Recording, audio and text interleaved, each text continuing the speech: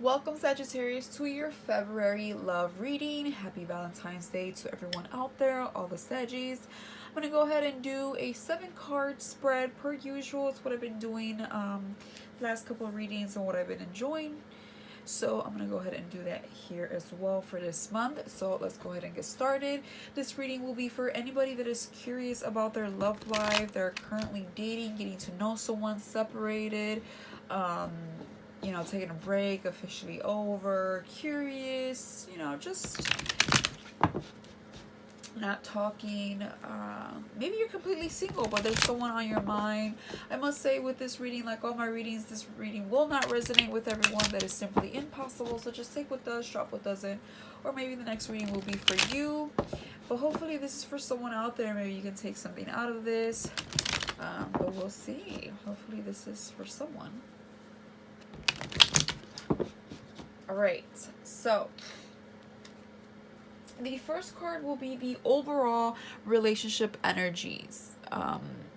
Energies. So it's what you both kind of bring in, the overall vibe to the connection. Okay, so that's the first card. The second card will be your energies and what you bring into the connection. And the third card will be their energies and what they bring into the connection. The fourth card will be any obstacles, challenges, and or blockages in the connection. The fifth card will be the best course of action and or advice. The sixth card is the outcome 3 to 6 months from now. And the seventh and final card is their message to you. Alright, I don't have much space here, but I'm going to work with what I have. So let's see what we have for you in the next coming weeks. The overall energies, nice. The Hermit card in the upright, all right? This is Virgo energy. You could be dealing with the Virgo. You don't have to be, of course. But this is the overall energy for the both of you, okay? So kind of just the relationship as a whole, the connection, whatever it may be. The Hermit is in the upright, and it is a major arcana card. So this is also, the universe role playing in here. It talks about isolation, a retreat, time for yourself, to yourself, soul searching. Sometimes we need to take a break and stand back and kind of really see what we want in a person, what we bring to the table, what they bring to the table, where this is going, where you would like for it to go. It's like sometimes you just need to really soul search and see what you want in a specific area in your life or in general. But since this is love, I feel like we're soul searching in our love life, okay? Whether we're trying to figure out if this person is for us, whether we're trying to figure out if we're ready for the next step, if we want to take this further, if we want to make this change, this move, this plan, do we want to go forward with it, whatever it may be. This is both of you really thinking about it and trying to feel connected and really aligned with your path here, okay? So it's very, very much mutual here. So I do like it because we're trying to take things serious, and sometimes Hermit talks about kind of laying low and really trying to hear to our intuition, our higher self, those thoughts that are at the back of our head but we tend to ignore, right? In the back of our mind, I may say. All right, so your energies, let's do your energies here, is the High Priestess reversed, okay? So speaking of like soul searching and really trying to listen to ourselves, the High Priestess reversed is another major arcana card here. Also, the universe playing a role here. But when I see the High Priestess in reverse, it can play out a couple ways. One of them is we're not really listening to ourselves, all right? We're either ignoring our intuition, or we just can't pick up the cues. Like maybe we just can't figure something out. We're not trying to ignore it, but we just can't figure something out. But a lot of times I feel like we're ignoring it, or we're trying to maybe get too logical, or we don't want to face something, okay? I have to admit that Saggies, like Pisces, sometimes tend to avoid these things in life because we want to live. You guys are both ruled by Jupiter, which is the planet of expansion, abundance, positivity, and sometimes if the subject doesn't consist of these things, we tend to avoid it. Because we just want to be in good vibes, but unfortunately life is not always about good vibes. So sometimes we want to make something work, or we just don't want to deal with something, or we just don't, want to face something. And sometimes the high priestess reverse shows up saying, hey, you're not really on your path, or you're not really listening, or you're not doing something right here, or you shouldn't be doing this, or you shouldn't be with this person, or you shouldn't something, right? Or we're fully aware and we're just ignoring it. All right. Also, another way I can read this here is sometimes secrets are revealed, kind of like when the moon shows up reversed. Sometimes it's like taking those rose colored glasses off and seeing something that you didn't see before. Very foggy energy, Neptune energy type of vibe here, and you could simply feel like you see something or someone for what it is, a situation, and you don't know how to approach it. You may not know exactly how to go about it, how to feel about it, but maybe you're not where you thought you were going to be with this person, with the situation, right? It's like, okay, maybe we're not aligned, or maybe this is not what we should be doing, and maybe this is not the right path or choice for us, or whatever it is. I feel like this is mostly you. However, we'll see their energy in a minute, but for sure the high priestess reverse is like not completely on your path. Some of you may not know that, but I think most of you know that. You just may not be sure if you want to kind of listen, do something about it, or how to go about it. Okay, there's a little bit of like this stuck energy that I'm kind of getting with the high priestess reverse. I read intuitively, not always exactly what the cards mean. It's just kind of what hits me. And yeah, that's kind of what I'm getting with that. But let's see what they are vibing with here. This is the Four of Pentacles with the in the upright. All right, so the Four of Pentacles, Earth energy, Pentacles here, grounded. It's in the upright, so it's a good card for sure. However, being that this is what they are coming in with, they're coming in with this big wall. Okay, there's this wall here, and they don't really want to let their guard down. All right, this could be dealing with money matters for some of you out there, because it is Pentacles here that I see. All right, maybe they don't want to spend, invest in something, pay for something. Maybe they just don't want to put it, they don't want to open up to you either financially or just in general. It doesn't have to be financially, but regardless, they're guarded for sure. Okay, he's guarded. He has his pentacles to himself, to his chest. He's even on his foot and on his head. He's like, I'm gonna stay over here with this. So they're very much guarded, and they're not too sure if they want to trust you or trust something here, trust some process, trust something. So I think you're both soul searching, and I think one is coming more on the stability side. The other person wants to be more aligned with their higher self, with their path. I wouldn't say that they don't want to be that way either, but they're thinking more on a practical side, and I feel like money is involved here for sure, or at least on their mind, for sure. For the fourth card is any obstacles, challenges, or blockages. Three of Swords in the upright.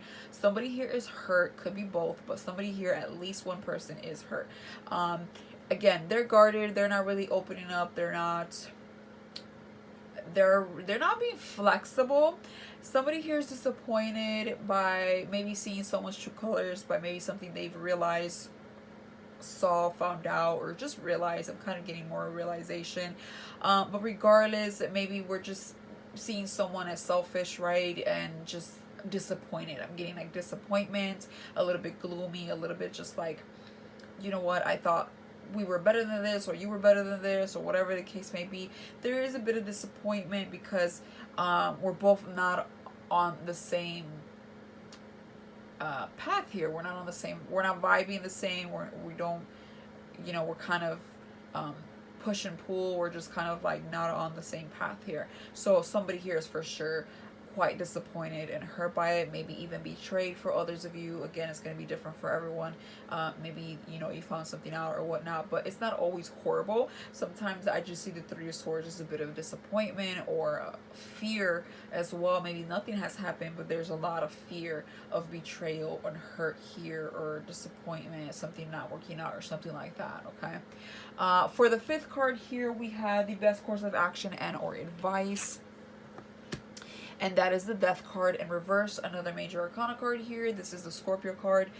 You could be dealing with a Scorpio, you don't have to be. However, the Death card in reverse is like not allowing something to end, to finalize, to, you know, close that chapter, move on or whatnot. We kind of, maybe we did, and we're reopening up the case, or we're just not allowing it to close in the first place, right? Again, different for everyone. But being that this is the best course of action and or advice placement, the advice then here, the suggestion is the universe saying, don't let this end, or yes, for those of you that this maybe ended, go ahead and bring this up and look into it a little bit deeper, okay? There could be some more lessons to be learned or another opportunity here.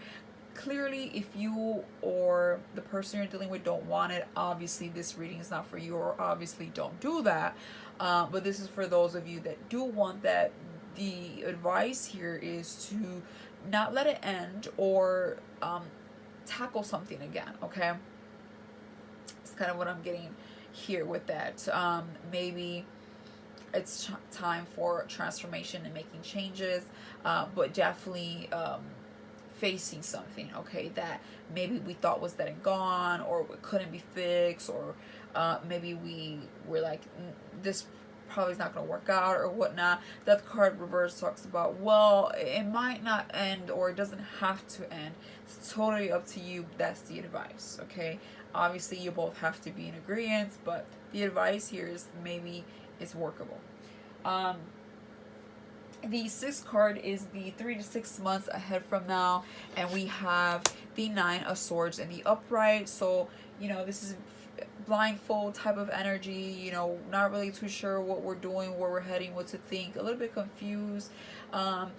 You know, there's a lot going on here, kind of giving me that High Priestess reverse and type of vibe as well.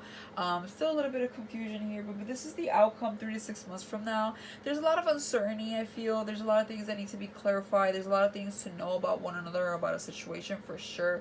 I feel like there's a lot of discovery here, a lot of self-learning as well as what I'm picking up. A lot of soul searching. This year is a little bit more quiet for you guys. You guys are in the 4th house. Jupiter's in your 4th house, Cancer house, which rules home, foundation, roots, family, maybe moving. It's a little bit more of a quieter and sensitive year because you're trying to be more aligned, and everybody goes through these years. I'm a Scorpio. I was just there last year. I just moved to my 5th house. Well, my Jupiter just moved to my 5th house, which is the Leo house, and you'll be there next year. Also get a sneak peek this year in a few months. So it's not an all bad year. It's just that right now we really have to figure out what we want, and if something is obviously worth it. I always say this with all my readings because every situation is different. So right now we're doing a lot of soul searching and learning lessons, tying loose ends, self-discovering ourselves, what we want, boundaries, our partner, you know, is this person it? Can we do this change? Should we move? I feel like that's also another thing you guys could be thinking about, or you could be thinking about. And the seventh and final card here, moving on, we have the 5 of Wands reverse. 5s are normally challenges, but it's reversed, so it's like some type of resolvement here. So I think their message to you is they don't want to argue, they don't want to bicker, they don't want to talk over one another, they don't want to have ego and anger issues and just like going things in a childish way or whatnot. I think they want to kind of put you know, the wands down and see if there can be some type of resolvement, or at the very least get along, some peace here, right? So I do see peace, but there's also a lot of learning here, okay? I mostly feel that you both need to learn a lot about one another, but also about yourselves. So that's kind of what I'm getting here, but I'm gonna pull a random romance angels card here just for fun. Soulmate, okay? So yes, this is your soulmate, all right? So it's okay, no relationship's ever gonna be perfect. Sometimes we go through things. Sometimes we go through things all the time with our partners, but you know, this is your soulmate, so I feel like something could be workable. Again, this is not for everybody, so if you don't want this, don't go about that. But for those of you that do, I think we are just kind of learning about one another and going through a situation that requires some time, some space, and some deep soul searching. Okay, but overall, I think that this is soulmate. It could be workable if you want it, but there's a lot to still uncover. So that is all I have for you, Sagittarius. If this helped you in any way, shape, or form, please hit that like button and or subscribe, and hopefully I'll see you in a future reading. But until then, bye for now.